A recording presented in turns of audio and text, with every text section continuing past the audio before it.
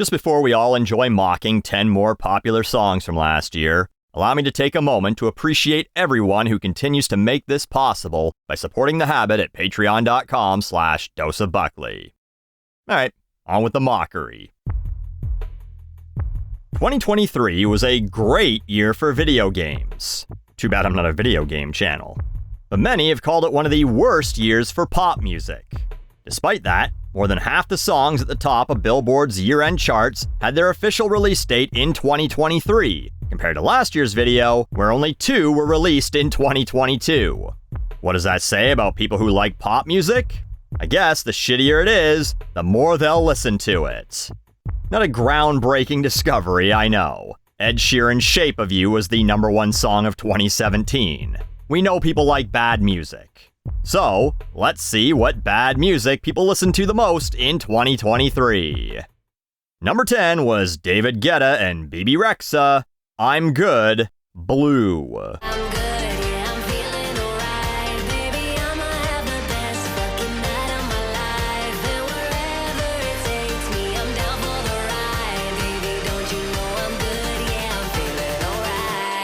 As I just told you, these were the 10 most popular songs of 2023.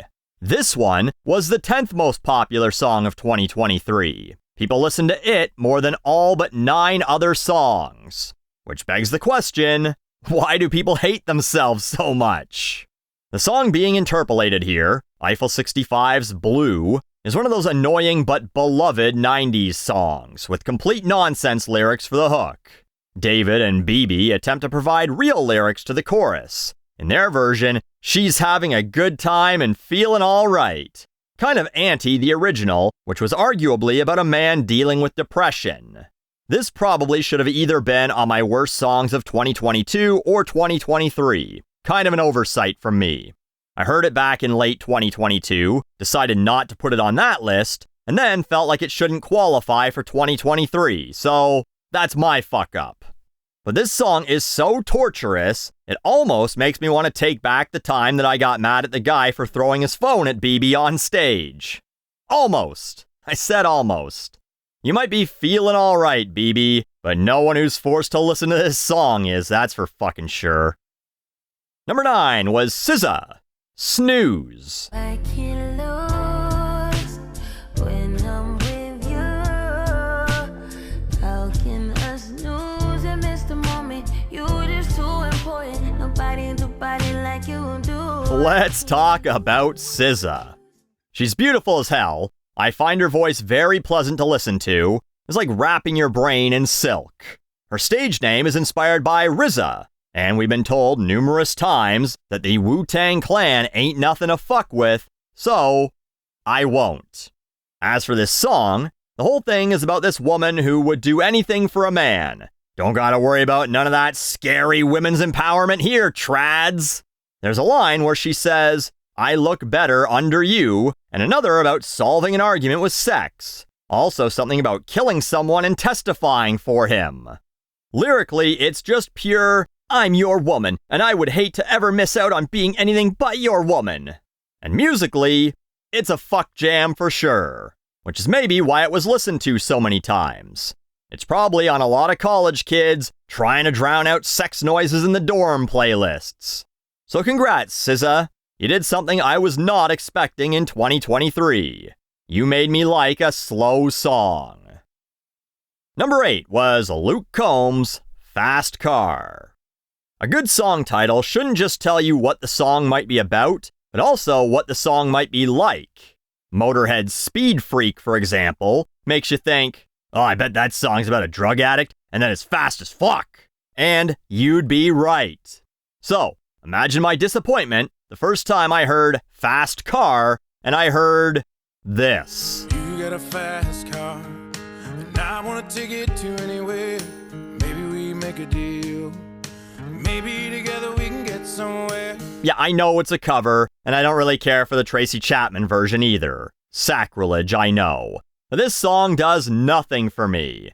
It's a big, long, boring story about someone who wants to leave their shitty life behind. Much like how I wish this song had been left behind in 1988. I do like Gimme One Reason, though, okay? I'm not a monster. I think the biggest surprise to me is that Combs didn't change any of the lyrics. He left the line in where he says, "I work in a market as a checkout girl." Bold move when your fans have been fighting the culture war for so long, they have PTSD episodes anytime a beer can opens. Some of the other discourse over this song was, oh, another white man stealing from a black artist. But after a little Uzi Vert released a cover of System of a Down's Chop Suey, I don't think you trust in my self-righteous suicide. yeah, I think everyone's even now.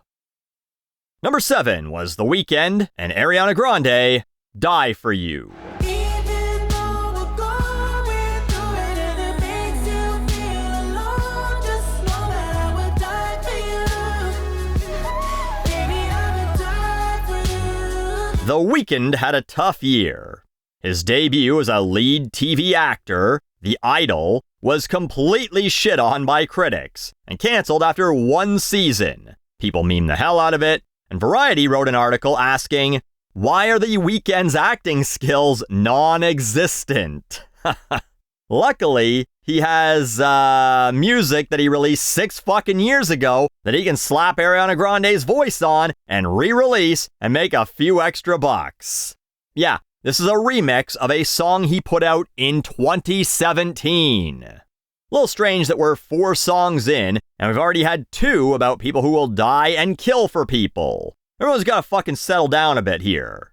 You don't have to go on murder sprees for each other. Just find a fucking show you like and watch that together. Although, I guess if your significant other puts on The Idol, maybe you'll be wishing you ran into a hail of bullets instead. Number 6 was Rema, and Selena Gomez, Calm Down. Baby, gon' give me your lo lo lo lo lo lo lo lo wo wo wo wo wo. You got me like wo wo wo wo wo. Alright. Aside from the annoying parts, which is most of it, the song's also just really behind the times. There's a part where this Rema fella says he approached this woman to talk to her. She didn't really want to talk to him, so he feels her bum. The fuck? Selena Gomez was added to the song to give it a boost here in North America, which made it the biggest and most successful Afrobeat song in history. So, this is the face of the most successful Afrobeat song in history. This is. I can't write anything funnier than that, so let's move on. Number 5 was Metro Boomin, The Weeknd, and 21 Savage, Creepin'. I don't wanna know if you're playing me. Keep it on the low, 'cause my heart can't take it anymore. And if you creepin', please don't let it show. Oh baby, I don't wanna know. For those unfamiliar, Metro Boomin is sort of like DJ Khaled, if DJ Khaled sucked a lot less and actually did anything other than yell his own name. Metro Boomin is the lead artist, but we don't hear his voice on the song, just his tag at the beginning, and he's credited as one of the producers, although the song is a remake of another song that in turn samples 2 other fucking songs. That being said, it's pretty unique. As popular rap and hip-hop often talks about banging all the hoes you can, here we have The Weeknd saying, "Hey girl, if you're having sex with other dudes, just don't let me know." 21 Savage's verse has him bragging about his side bitch, while also complaining about the possibility that his actual woman is off cheating on him. Metro Boomin gets some goodwill from me for creating a song about wrestling legend Ric Flair, so this is me being nice. The Weeknd's part is fine, the production is not annoying, and they could have made a worse choice than 21 Savage for the rap verse. I don't think it's so special that it would be the 5th most popular song of 2023, but I would listen to it over most of the rest of the entries, so dinosaur sticker for you, Metro. Fine job.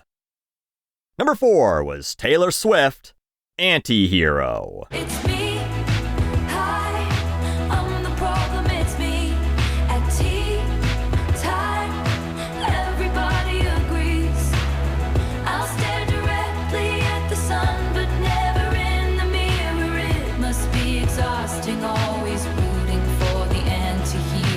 You know, for how talked about Taylor was this year, one of the biggest tours of all time, biggest concert film of all time, named Person of the Year by Time, it's actually surprising that she only managed to reach number 4 on the year-end charts.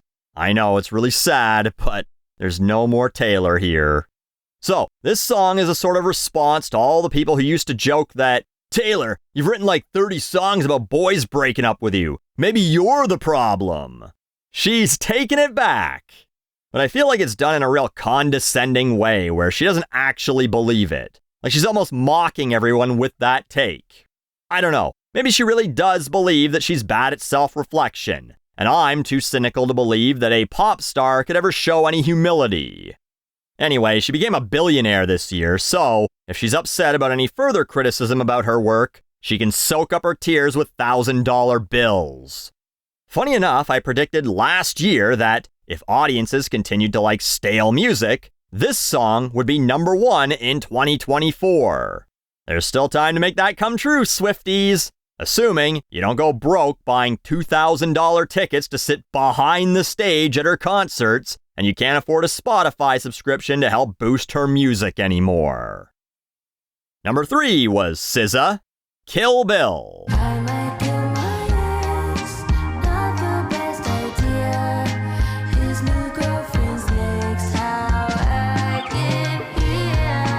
I might kill my ex, I still love him though. Rather be in jail than alone. Okay, so I don't think SZA is entirely stable. First, she would kill for a guy. Now, she says she'd kill the guy and his girlfriend, that she'd rather be in jail than without him. Start taking bets on how long it's going to be before this chick shows up on mugshotties and the number of would and I can fix her comments her entry will get. I don't like the production here compared to Snooze, and I don't know why this song is called Kill Bill, other than for an excuse to make a Kill Bill parody for the music video. Thematically, the song isn't really about revenge or anything to do with Kill Bill. It's just about her being a crazy bitch. The bride didn't kill Bill because he broke up with her. She killed him because he tried to kill her first. Also, her fans were fetuses or sperm when that movie came out. I don't know, it just seems like a strange choice, but I guess I shouldn't get too hung up on it. She likes Tarantino, I like Tarantino. Another in the wood column. Worse ways to go than to be SZA'd to death. Number 2 was Miley Cyrus, Flowers. I can buy myself flowers, write my name in the sand, talk to myself for hours, see things you don't understand. Well, if you watched my 10 worst songs of 2023, you already know how I feel about this one. Miley's interpolation of a Bruno Mars song dedicated to her by her ex-husband, repurposed as a breakup song to prove she's really over him. No, really? Seriously? Why won't he love me? But even though I hate it, I get why this was the second most listened to song this year. There is no shortage of sad girls who want to listen to sad girl anthems. This was huge on TikTok, with girls playing it while showing off the flowers they bought for themselves. This shit sells better than MLMs to bored housewives or healing crystals to idiots. Hey, what crystal helps soothe a broken heart? Someone sell it to Miley so she can shut the fuck up about this fucking marriage already. And Billboard's number 1 song of 2023 was Morgan Wallen, Last Night. Yeah, I know that last night we let the liquor talk. I can't remember everything we said, but we said it all. You told me that you wish I was somebody you never met, but baby, something's telling me this ain't over yet. Yep, most listened to song of 2023 was a country song.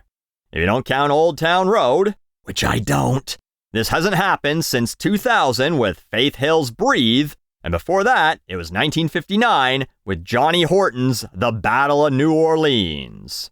And this sure is a country song about a guy and his girl a fussing and a feuding, a drinking and a dicking, a breaking up and a getting back together. Like a George Strait ditty, if George processed the fuck out of his voice. But, as I've said in other videos, country has seen a huge surge on Billboard due to improving infrastructure that lets rural America actually use streaming services, coupled with city girls who like to pretend they're outdoorsy by driving to Starbucks in their Jeep with their windows down. And Morgan sure benefited from this, as this song was #1 for 4 months, 1/3 of the year. It's tied for the second most weeks at #1.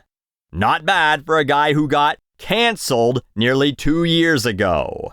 Be right back. Gotta go yell some slurs into my neighbor's Ring camera. My channel needs a boost. So, was this the worst year for music ever, like some thumbnails suggested? Nothing will ever convince me 97 wasn't the worst of all time. But of 2023's top 10 most popular songs, 8 of them are slow, 6 of them are about fucked up relationships, 1 was a cover of a song about how life never truly gets better, and all you can do is keep running away from your problems, and the only song that was about feeling alright was unlistenable. I don't know if everyone's depressed because the music's bad, or if the music's bad because everyone's depressed. What I do know is that Spotify needs to start a new promo. For every 6 months you're signed up, you get 1 free therapy session. And if you listen to that BB Rexa song more than 5 times, they ask you if you want to move to Canada for, you know what.